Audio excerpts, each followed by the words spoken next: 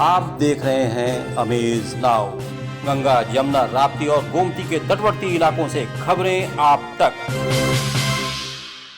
नमस्कार, सत्य घटना के नए अंक के साथ मैं सोनी निगम। शुरुआत करते हैं आज की मुख्य घटनाओं से। 6 वर्ष की मासूम बेटी के चेहरे पर रख दी गर्म प्रेस।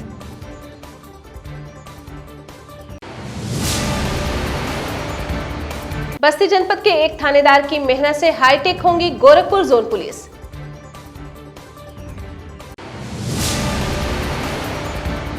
बस्ती में जाम व घटतौली से परेशान गन्ना किसानों ने किया हंगामा।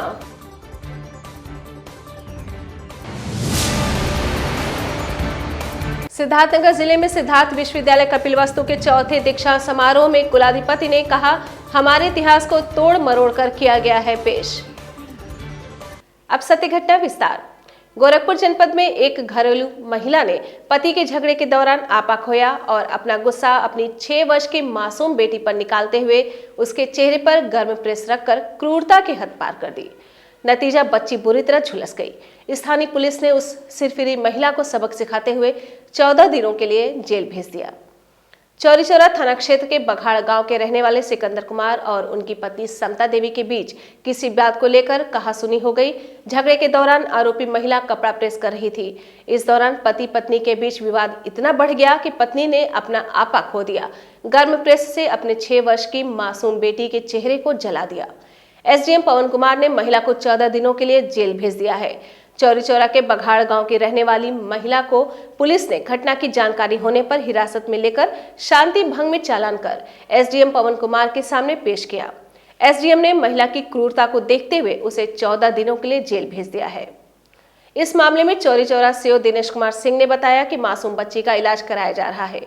बच्ची की हालत में सुधार है। जैसा कि बघाड़ क्षेत्र एक गांव पड़ता है, वहाँ पे एक सिकंदर और समता दोनों पति पत्नी थे। आपस में उनका दोनों का विवाद हुआ और उसी बीच प्रेस गर्म था और उसने क्या किया कि गुस्से में आकर के अपने जो लड़की थी उसको उसने प्रेस से जला दिया, जिस पर कि उसको कार्रवाई करते हुए एडीएम महोदय द्वारा उसको 14 दिन के लिए हिरासत में दिया गया। सर, बच्ची कितना जली, कितने % तक लगा?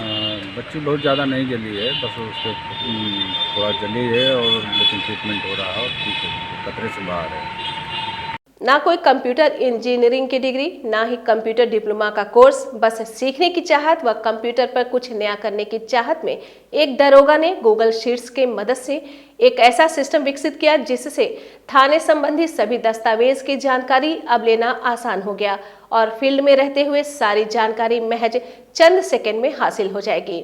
थाने में कंप्यूटर हो, लैपटॉप या फील्ड में मोबाइल, उसी पर थाने के स्टाफ या अपराधियों से संबंधित जानकारी या शिकायती पत्रों का निस्तारण सब कुछ तुरंत मिल जाएगी।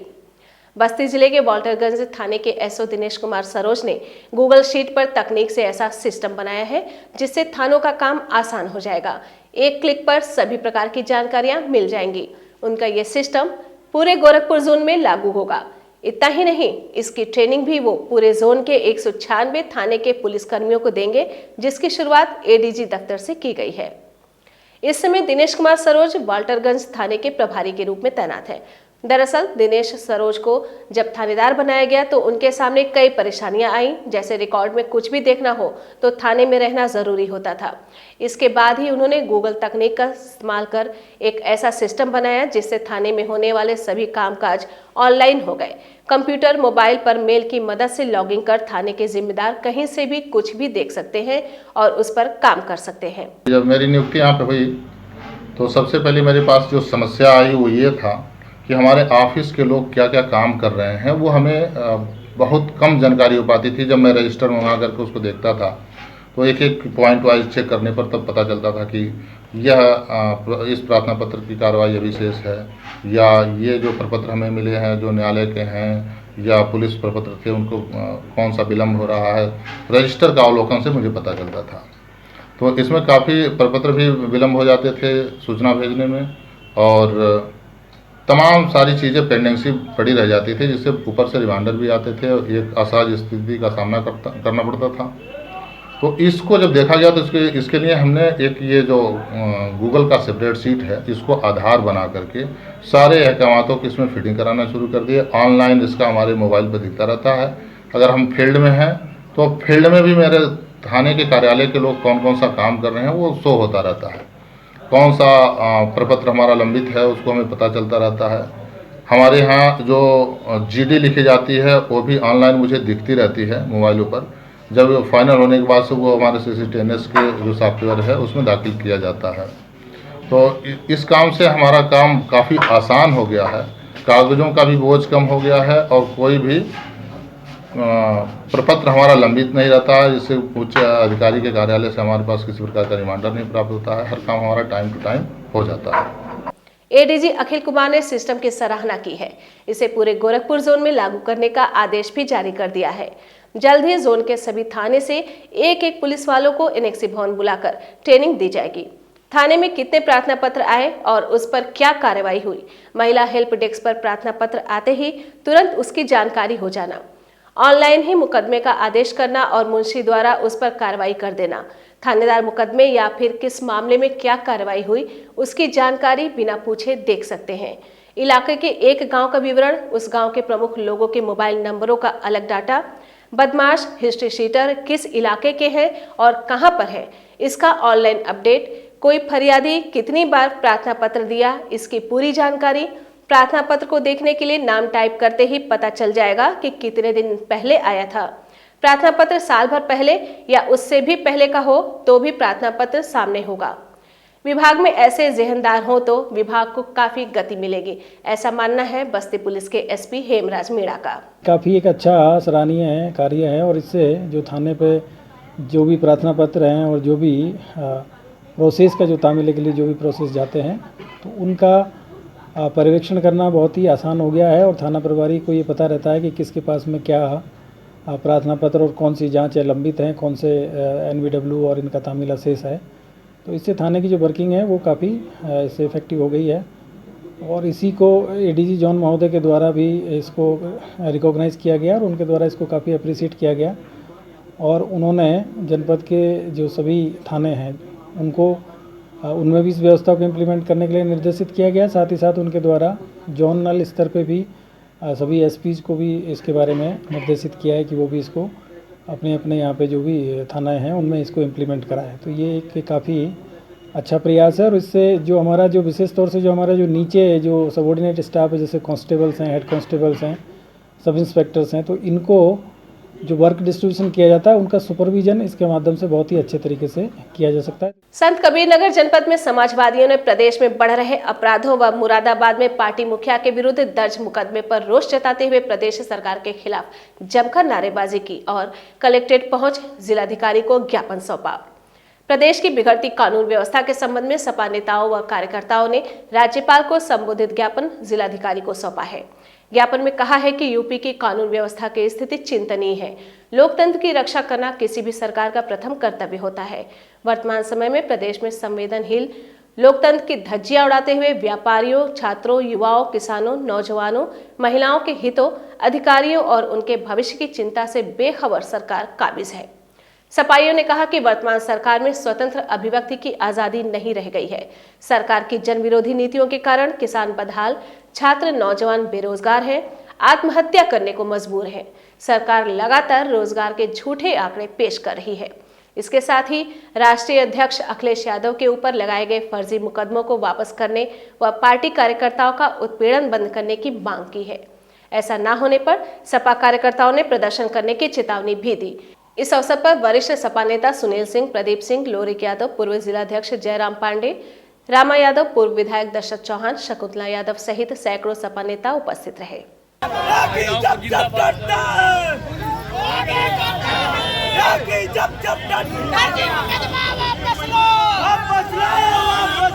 समाजवादी पार्टी के राष्ट्रीय अध्यक्ष एवं पूर्व मुख्यमंत्री जी को प्रेस वार्ता के दौरान भाजपा के प्रेस के लोग जो उनके साथ अभद्रता की गई है उसकी हम लोग चाह रहे हैं कि निष्पक्ष जांच हो, उनके खिलाफ कार्रवाई हो। दूसरे जो माननीय राष्ट्रीय अध्यक्ष जी के ऊपर फर्जी मुकदमा सरकार ने कायम कराया है, जोगी सरकार ने काम कराया है, उसको तत्काल वापस लिया जाए। केंद्र व प्रदेश सरकार किसानों की आय दुगनी करने की बात करती है और समय से गन्ने का भुगतान करने का भी दावा करती है, लेकिन किसानों की समस्याएं कम नहीं हो रही हैं। ताजा मामला बभनान शुगर मिल के हरैया गन्ना क्रय केंद्र का है, जहां गन्ना तौल न होने से गन्ना किसान काफी परेशान है। गन्ना क्रय केंद्र पर जाम की स्थिति से जूझते बिना खाए पिए 3-3 दिनों से गन्ना किसान लाइन लगाए हुए हैं। आक्रोशित किसानों ने क्रय केंद्र हरैया में गन्ना तौल रोककर विरोध जताना शुरू कर दिया है।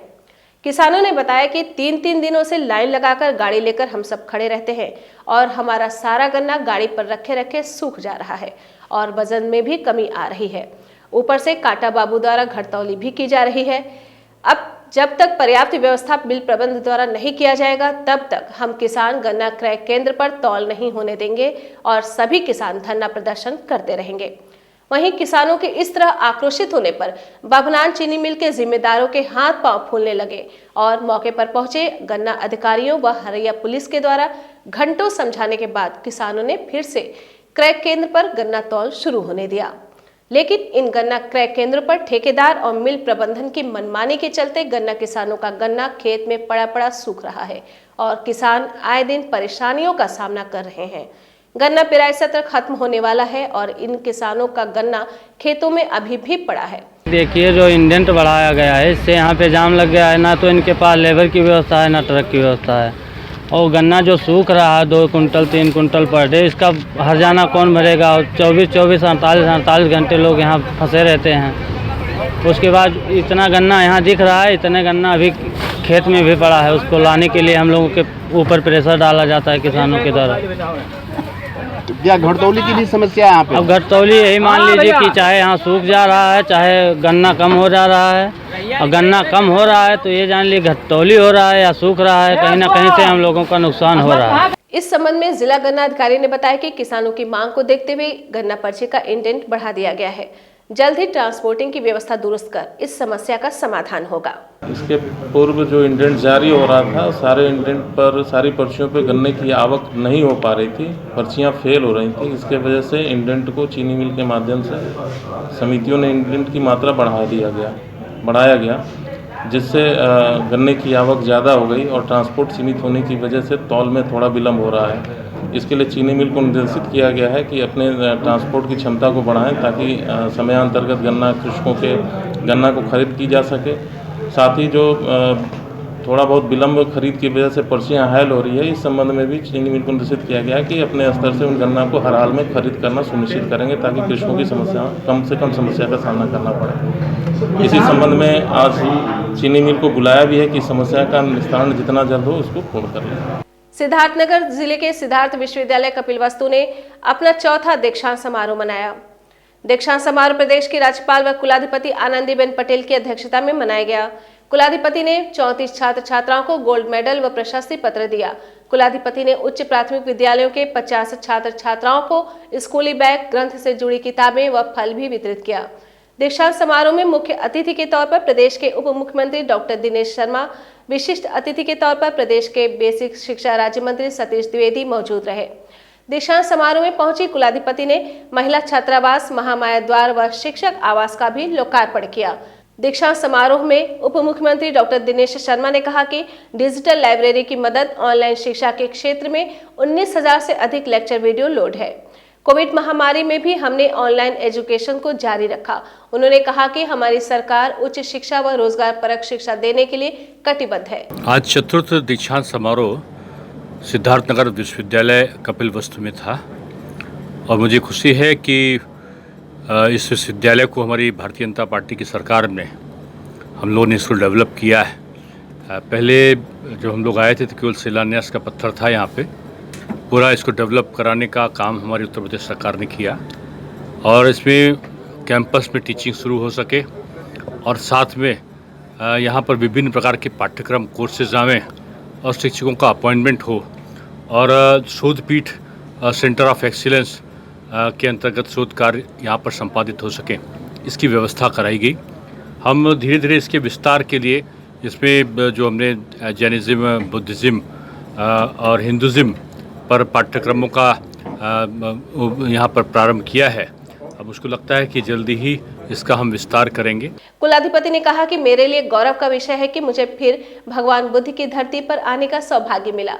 हमारा इतिहास तोड़ मरोड़ कर लिखा गया है, इसीलिए सही इतिहास जानना जरूरी है। सूचना दी कि हमें हिंसा में भाग नहीं लेना है और इसी वजह से 15 लोग आगे आए, उनका माथा फोड़ा, वो चले गए, फिर 15-20 लोग आते रहे और पूरा दिन ये नमक सत्याग्रह चलता रहा। बस्ती जिले के कप्तानगंज थाना क्षेत्र में एक सिरफिरे पति ने अपनी पत्नी की हत्या करने के बाद फिल्मी अंदाज में पहले हत्या की जानकारी व्हाट्सएप पर अपने साले को दी और फिर अपने गुनाह को कबूलते हुए डायल 112 पर फोन कर दिया।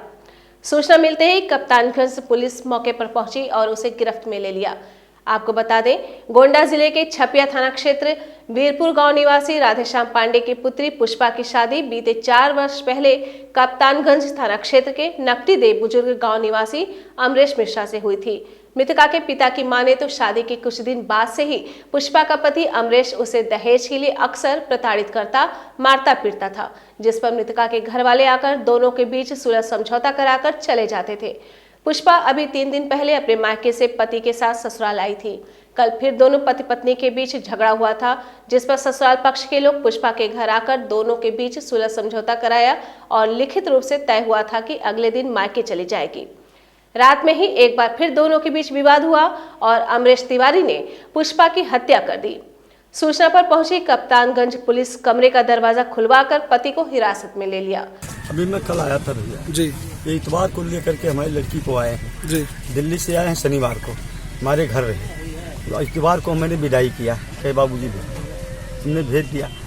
कल बाद में बीच में इन्होंने मारा पीटा, फिर मैं कल आया शाम को, हम समझा बुझा करके गए, रात में ये कांड कर दिए, हत्या। कैसे पता लगा आपको कि घटना? ये जो है हमारे लड़के के पास जो है फोन किए। एसपी हेमराज मीणा ने बताया कि तहरीर के आधार पर मुकदमा पंजीकृत कर आगे की कार्रवाई की जाएगी। देखिए, थाना कप्तानगंज में आज सुबह करीब 4-5 बजे के आसपास में 112 पे और सूचना मिली थी कि एक व्यक्ति के द्वारा, जिनका नाम अमरीश है, इनके द्वारा अपनी पत्नी है उनकी हत्या कर दी गई है गला दबा के। और इस पर तत्काल थाना प्रभारी की टीम और जो क्षेत्राधिकारी सदर हैं ये घटनास्थल पर गए थे और जब जांच किया गया तो ये पाया गया कि पति के द्वारा ही उस पत्नी की हत्या की गई थी और गला दबा के उनकी हत्या कारित की गई है। और ये पूरी जब जांच पड़ताल किया गया तो ये तथ्य सामने आए अभी तक की जांच में कि जो पति है वो, उनका पत्नी के साथ में संबंध ठीक नहीं था और जो उनके ससुराल पक्ष के लोग थे उनसे भी वो थोड़े से परेशान थे और इसी को लेके उन्होंने घटना किया। घटना के बाद में उन्होंने खुद ही पुलिस को सूचना दिया है और पुलिस को सूचना देके बताया कि उनके द्वारा ये घटना कारित कर दी गई है। अभियुक्त को तत्काल प्रभाव से गिरफ्तार अपने पुलिस ने हिरासत में लेके उनकी गिरफ्तारी उसमें कर ली गई है। मुकदमा इसमें पंजीकृत हो गया है और बाकी जो तथ्य हैं इनकी जांच की जा रही है। जो भी साक्ष्य आएंगे उस साक्ष्य के आधार पर इसमें आगे की कार्रवाई की जाएगी। अभी वक्त है एक छोटे से ब्रेक का, कहीं जाइएगा नहीं, मिलते हैं ब्रेक के बाद।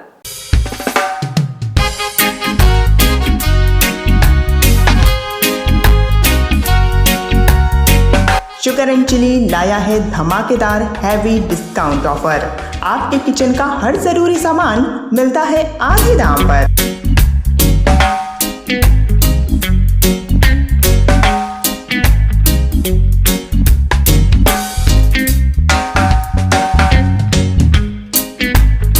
तो शुगर एंड चिली का ऐप प्ले स्टोर से डाउनलोड कीजिए और जल्दी ऑर्डर कीजिए। देर किस बात की। Offset printing, flex and digital printing, radium, glow shine board and vinyl print, steel letter, acrylic letter board, wedding album, social media advertising, cinema, LED, paper advertising, cinematic video mixing lab, candid and cinematic photography and videography के लिए संपर्क करें Shri Ashtavinayak advertiser and media solution, Pratap market, cinema road, Golghar, Gorakhpur. Mobile number 9665631022।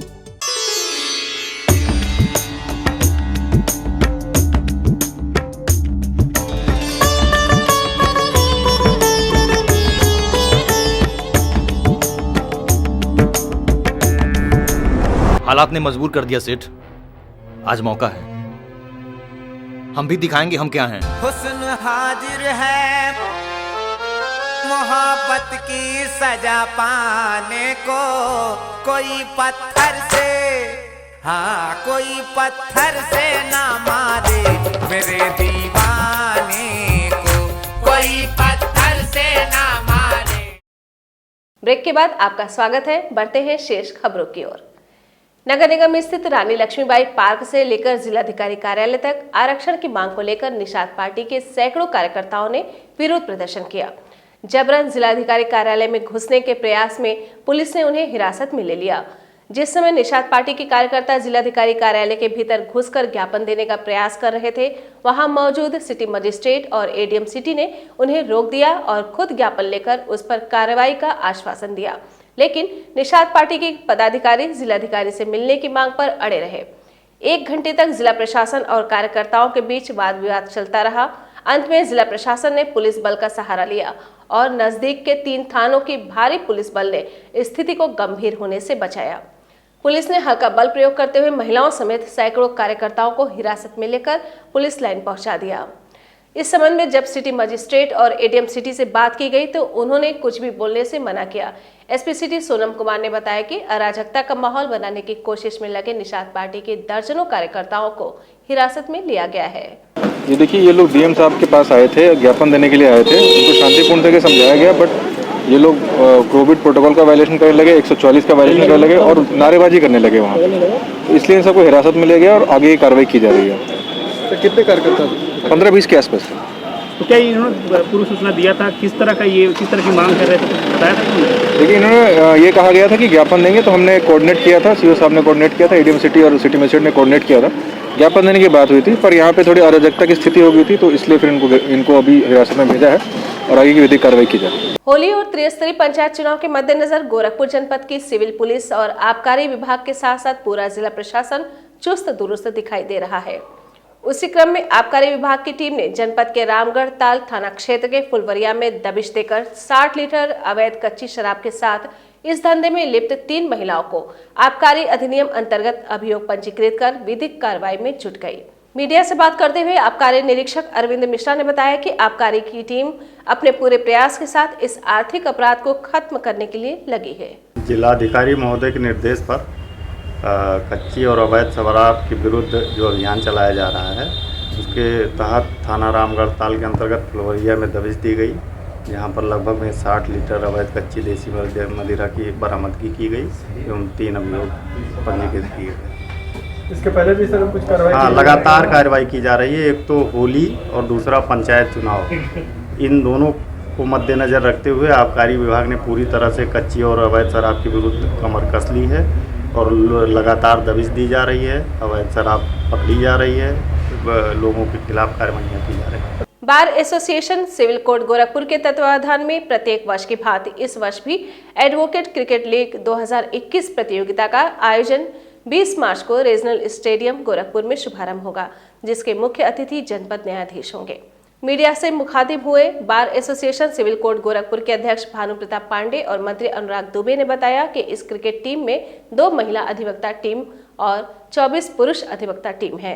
आज की press वार्ता हर साल के बाद हाथी सिविल कोर्ट बार एसोसिएशन द्वारा क्रिकेट मैच लीग का आयोजन किया गया है, जो 20 और 21 मार्च को क्षेत्रीय क्रीड़ांगन गोरखपुर में संपन्न होगा, जिसमें कुल 26 टीमें भाग ले रही हैं। 27 टीम, 24 टीम हमारे यहाँ अधिवक्ताओं की है, 2 टीम महिला अधिवक्ताओं की है। महिला अधिवक्ता पहली बार क्रिकेट मैच के आयोजन में शामिल हो रही हैं। एक टीम पहली बार शामिल हो रहे हैं हमारे अभियोजक के टीम, एसपीओ और एपीओ लोग, और एक टीम हम लोगों का प्रदर्शनी मैच रहेगा पूरे कार्यकारिणी और जनपद न्यायाधीश और जितने मजिस्ट्रेट लोग होते हैं उन लोगों से होगा। और ये इसके क्रम में आज हम लोग प्रेस कॉन्फ्रेंस बार के सभागार में बुलाए हैं। महानगर में आए दिन हो रही 2 पहिया वाहनों की चोरी को लेकर दीनदयाल उपाध्याय गोरखपुर विश्वविद्यालय के छात्र नेता शिवशंकर गौड़ के नेतृत्व में छात्रों ने अपनी मांगों से संबंधित ज्ञापन वरिष्ठ पुलिस अधीक्षक जोगिंदर कुमार को सौंपा। छात्रों का कहना है कि गोरखपुर जनपद में वाहन चोरों का गिरोह सक्रिय है और पूरे महानगर में हर रोज दर्जनों वाहन चोरी हो रहे हैं, लेकिन पुलिस हाथ पर हाथ रखकर बैठी हुई है। हमारे संवाददाता से बात करते हुए छात्र नेता शिवशंकर गौड़ ने बताया कि पुलिस द्वारा सघन चेकिंग अभियान ठीक से नहीं चलाया जा रहा है, वरना वाहन चोरों की मौज नहीं होती।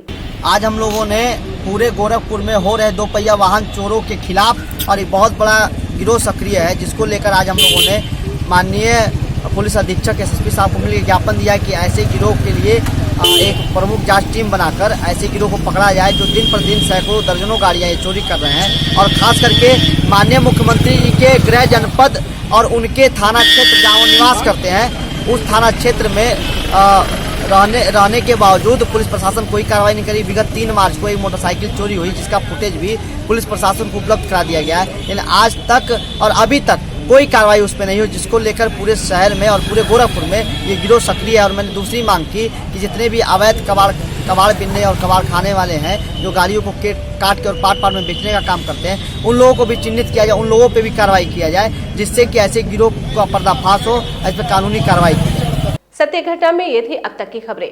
तेज, सटीक और ताज़ी खबरों को जानने के लिए जुड़े रहें अमेज नाउ के फेसबुक पेज, यूट्यूब चैनल और वेब पोर्टल से। अगले अंक में फिर मुलाकात होगी। नमस्कार। आप देख रहे हैं अमेज नाउ। गंगा, यमुना, राप्ती और गोमती के तटवर्ती इलाकों से खबरें आप तक।